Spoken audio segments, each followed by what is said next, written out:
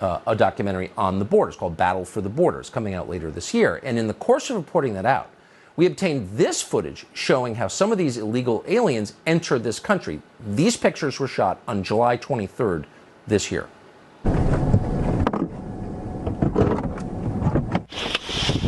How you doing? Everyone. State Police. Where you from? Huh? Pakistan. What y'all doing here? Keep your hands out of your pocket. You got any weapons on you? You got an ID?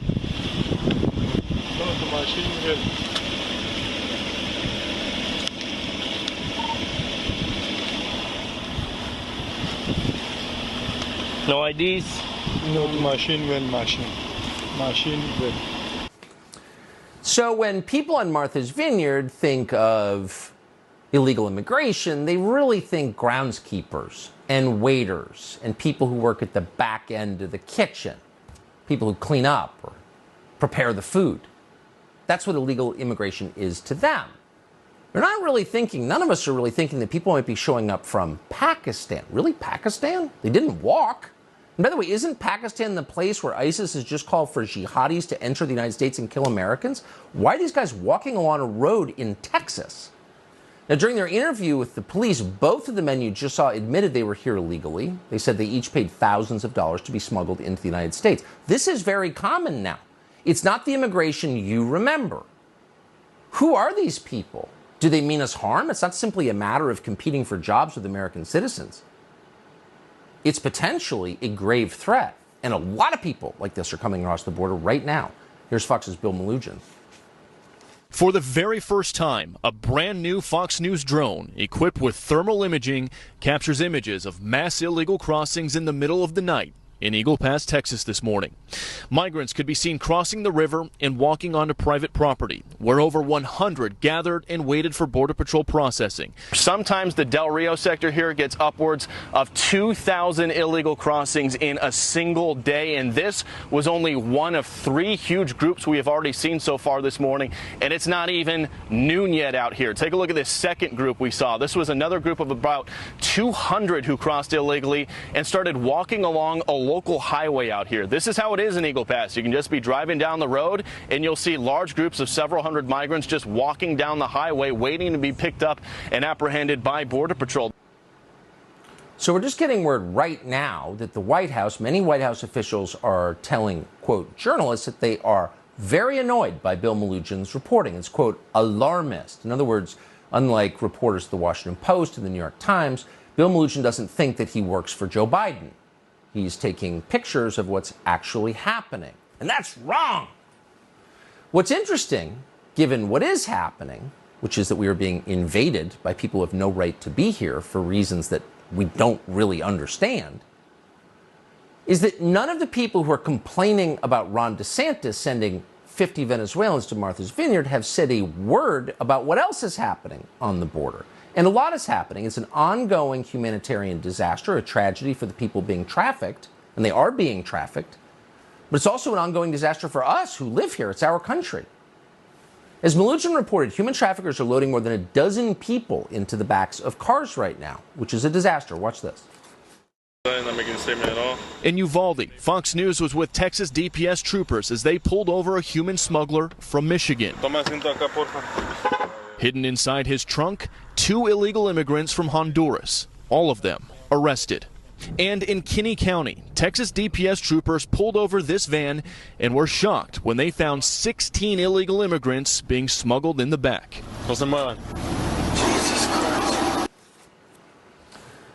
So it's a human wave, and that's not an attack on the people coming over here.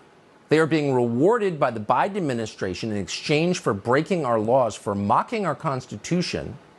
They're being rewarded with public benefits. So why wouldn't they come? But the volume of this is without precedent in American history. And you have to ask yourself, what does this mean for the country? It's obviously destabilizing, but what does it mean long term for the country? Well, just to give you some perspective on the numbers here. As Neil Monroe at Breitbart has reported, in a given year, roughly 3 migrants are arriving for every 4 Americans who are born in this country. 3 migrants for every 4 Americans born. Oh, remember the Great Replacement theory?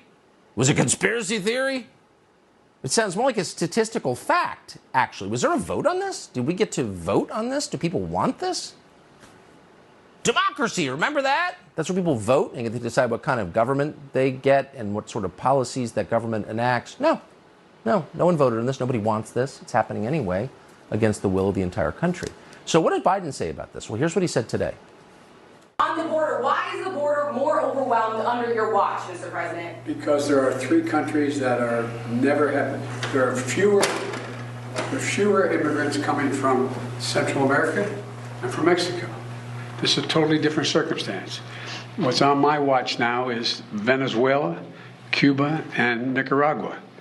And the ability to send them back to those states is not rational. You could send them back and have them. We're working with Mexico and other countries to see if we can stop the flow. But that's the difference. Well, that's just completely insane, of course. They're coming through Mexico, and we control the Mexican economy. We could turn off the Mexican economy in 1 minute if we wanted to, of course. We're by far their biggest trading partner. And so we have an enormous amount of leverage over the Mexican government. And if we said to the Mexican government, not one more crosses through your country into ours, that'd be the end of it. Because no one wants to tangle with the federales. No one takes American law enforcement seriously because they know they're just going to direct you to the local welfare office. Nobody messes with the Mexican federales, period. And everyone knows that. But we're not doing that. What Biden said that is true is that as of this fiscal year, migrants in places other than the Northern Triangle countries of Mexico, specifically Cuba, Nicaragua, and Venezuela, do make up nearly 40% of the total apprehensions at the border as of last month. That's a 175% jump from last year. What Biden didn't say, of course, is that it's all his fault. He's solely responsible for this.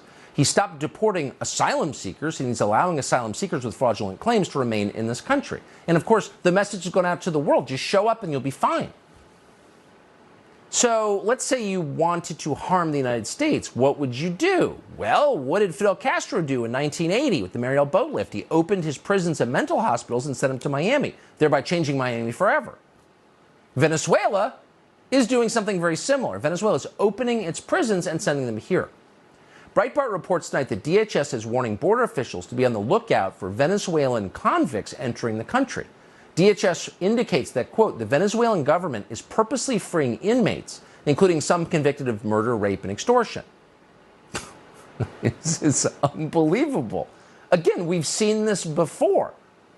And it's a catastrophe. Again, during the Carter administration, Fidel Castro's government, the Cuban government, did the very same thing. 125,000 people came to Florida. A Sun Sentinel article from 1985 estimated that out of the 125,000 migrants who came at the time, 16 to 20,000 were criminals. The Miami District Director for Immigration called it an invasion. Quote, the boat list should never have been allowed to happen. At any other time, it would have been an act of war. And Bill Clinton, who was governor of Arkansas at the time, said exactly the same thing. But a lot has changed since 1985.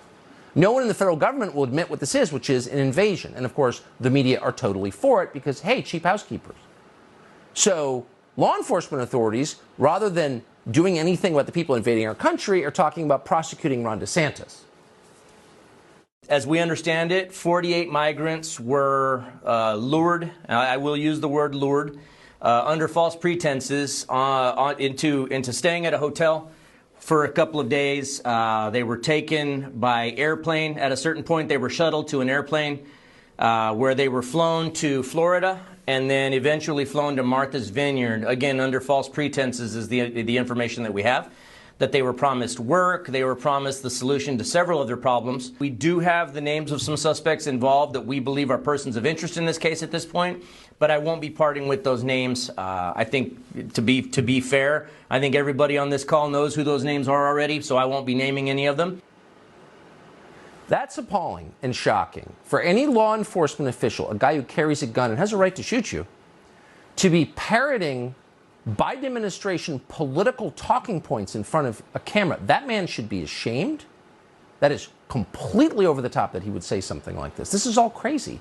We're being invaded, and now they're talking about prosecuting Ron DeSantis because he sent 50 people to Martha's Vineyard who immediately deported so they wouldn't get in the way of the Food and Wine Festival?